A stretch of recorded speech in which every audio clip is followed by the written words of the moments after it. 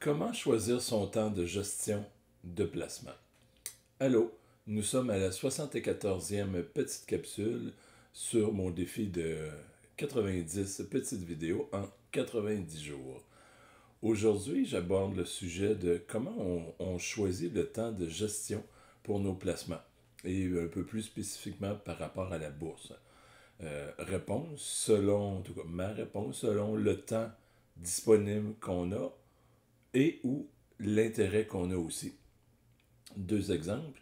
Le premier, si ton travail t'empêche d'être devant des écrans ou de pouvoir regarder régulièrement tes écrans avec les graphiques de jour, et ça va être difficile de faire ce qu'on appelle le day trading, du, euh, des transactions à très très court terme dans une journée, ouvrir et fermer une position dans la même journée pour qu'à la fin de la journée, toutes les positions soient fermées.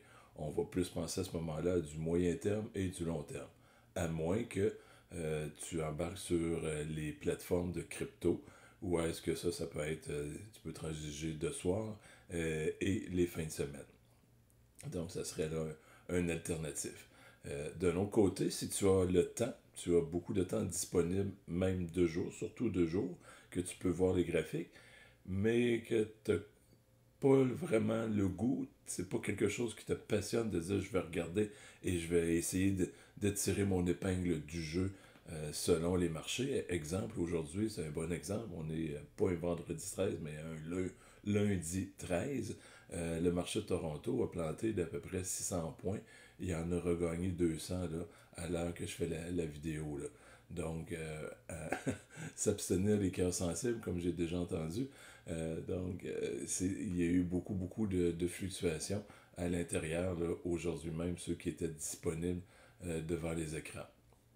Donc, tu peux voir que soit que tu as le temps ou l'intérêt, ça va venir déterminer. Là, et il n'y en a pas un qui est meilleur que l'autre. Hein. Quelqu'un qui dit, même quelqu'un qui aurait beaucoup de disponibilité de jour et qui ne veut pas être à cœur de journée devant l'écran, peut aller à du moyen et du long terme avec une stratégie, placer ses billes et les laisser aller et les surveiller de temps en temps, voir si ça donne les résultats qui s'attend et faire des rectifications au moment venu.